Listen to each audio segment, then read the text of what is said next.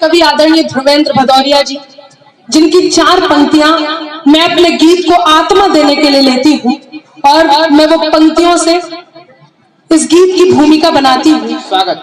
ऐसे कौन से दीवाने होते हैं। अभी लवलेश यदुवंशी बहुत बहुत ओजस्वी रचनाकार, मेरा छोटा भाई बहुत ओजस्वी है और वाकई इन 3 कवियों के हम तीनों के साक्षी में, हम सबके साक्षी में मैं एक बात कहने जा रही हूँ। माँ शारदे कब प्रसन्न होकर जिभा पे बैठे, ये आगामी समय में आने वाला ओज का बड़ा हस्ताक्षर होगा। एक बार जोरदार तालियां लवलेश के लिए बजी। और ये वाकई है, बहुत अच्छी बात के साथ बात कही। तब ध्रुवेंद्र भदौरिया जी हमारे कुनबे के एक बड़े कवि, जिन्होंने 4 ऐसी पंक्तियां लिख दी जो मेरे इस गीत को आत्मा देंगी। वो दीवाने, वो मस्ताने जो इस समय, वो पागल जो इस समय सीमा पर तैनात हैं। हमारे घर में किसी को एक छींक आ जाए तो हम ऐसे अनवांटेड डर से डरने लग जाते हैं कि पता नहीं क्या हो जाएगा, अब पता नहीं कौन सी बड़ी बीमारी घेर लेगी। और वो जो सीमा पर बेटे तैनात हैं, उनके घर के माँ बापों से पूछो वो क्या सोच करके, कैसे शेर माँ बाप होते होंगे जो अपने बच्चों को वहां भेज देते हैं। वो सीमा पर तैनात हैं और हम यहाँ पर कार्यक्रम में उपस्थित हैं। वो वहां पर लड़ रहे हैं, तब जाकर के हम घर में चैन की नींद सो रहे हैं। इस पावन मंच से इस गीत को समर्पित करने का उद्देश्य भी ये है कि हम बहुत कुछ करते हुए अपने देश को अपने दिल में रखें, ये बहुत जरूरी है।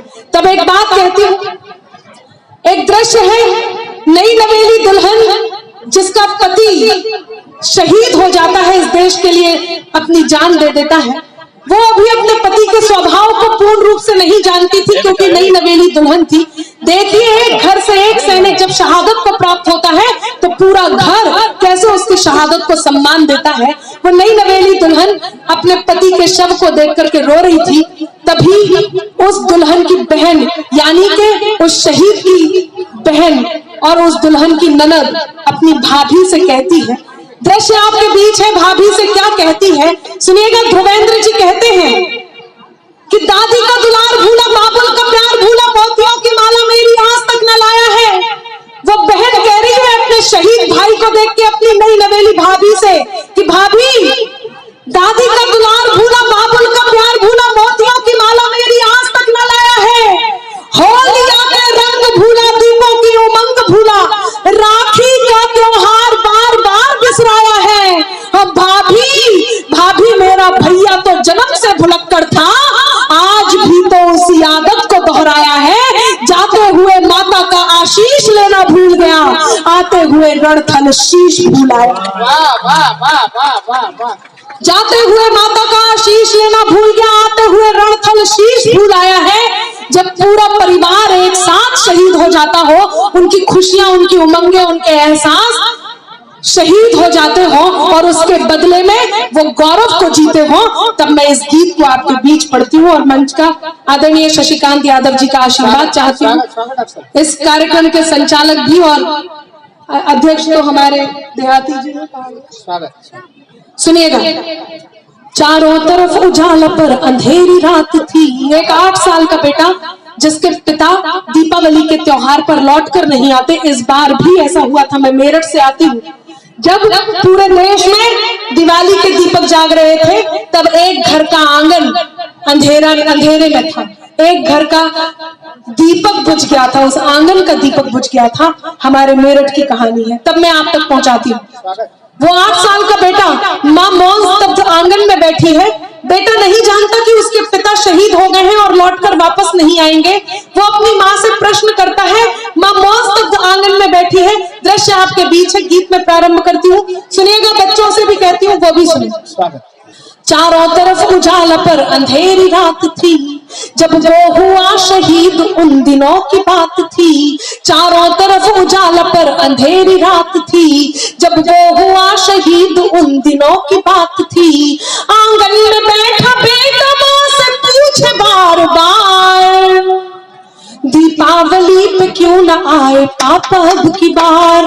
दीपावली पे क्यों न आए पापा अब की बार। दीपावली पे क्यों न आए पापा अब की बार। आंगन में बैठा बेटा माँ से पूछे बार बार, दीपावली पे क्यों न आए पापा अब की बार। दीपावली पे क्यों न आए आए पापा अब की बार। बेटे भी कोई उत्तर नहीं मिलता, 2-3 दिन से अपनी माँ की स्थिति को देख रहा होता है। माँ को देखकर वो अपनी माँ से क्या कहता है, माँ क्यों न तूने आज भी बिंदिया लगाई है, माँ क्यों न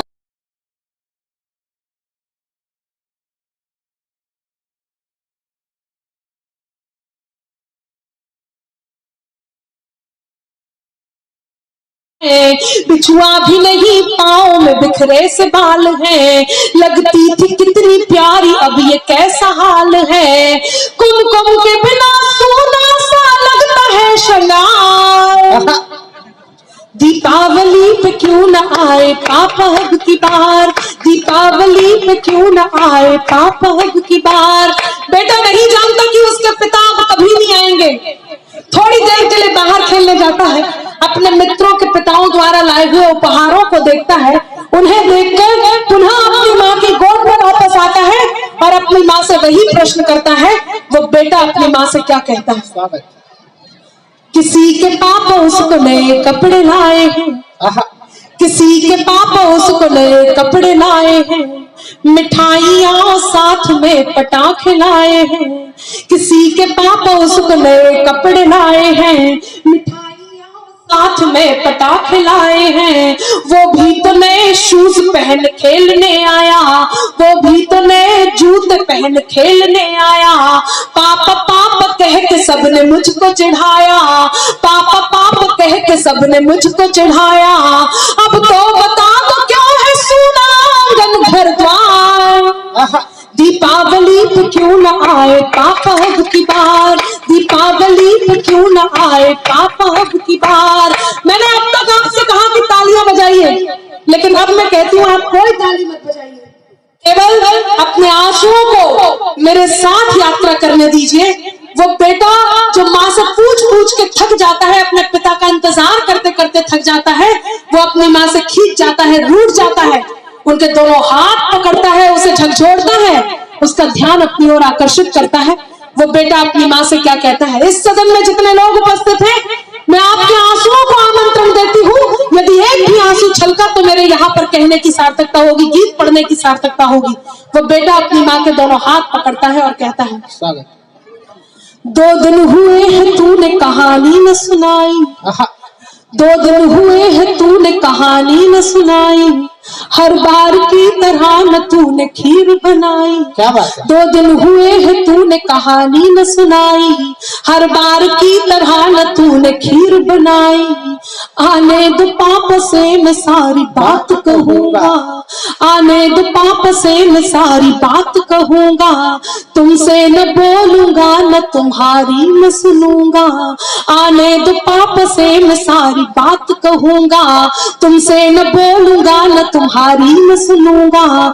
ऐसा क्या हुआ कि बताने से है इनकार, दीपावली पे क्यों न आए पापा अब की बार, दीपावली पे क्यों न आए पापा अब की बार। और विडंबना देखिए कि पूछ ही रहा था बेटा जिस पिता के लिए, जुड़ने लगी थी लकड़ियां उसकी चिता के लिए, पूछते पूछते वह हो गया निराश, जिस वक्त आंगन में आई उसके पिता की लाश। बेटा एक टक उस लाश को देखता है, एक टक अपनी माँ को देखता है, फिर उस लाश को देखता है, फिर अपनी माँ को देखता है। गीत का अगला और अंतिम बंद मैं आप तक पहुंचाती हूँ। यदि आपको लगता है कि हिंदुस्तान के हर बच्चे का यही उत्तर होना चाहिए, तो आपके दोनों हाथ हवा में लहराएं और उस बेटे तक आशीर्वाद बनकर पहुंचे। मेरे बाद आदरणीय शशिकांत यादव जी आप तक शायद इसी माहौल को आगे बढ़ाएंगे, और मैं इस माहौल के लिए आप सबसे उम्मीद करती हूँ कि आप प्रतीक्षारत रहें, वो आपके बीच आएंगे। कि पूछ ही रहा था बेटा जिस पिता के लिए, जुड़ने लगी थी लकड़ियां उसकी चिता के लिए, पूछते पूछते वह हो गया निराश, जिस वक्त आंगन में आई उसके पिता की लाश। बेटा अपनी माँ से कहता है, मत हो उदास माँ मुझे जवाब मिल गया, मत हो उदास माँ, मुझे जवाब मिल गया, मकसद मिला जीने का ख्वाब मिल गया, मकसद मिला जीने का ख्वाब मिल गया। पापा का जो काम रह गया है अधूरा, पापा का जो काम रह गया है अधूरा, लड़कर के देश के लिए करूंगा मैं पूरा, लड़कर के देश के लिए करूंगा मैं पूरा। आशीर्वाद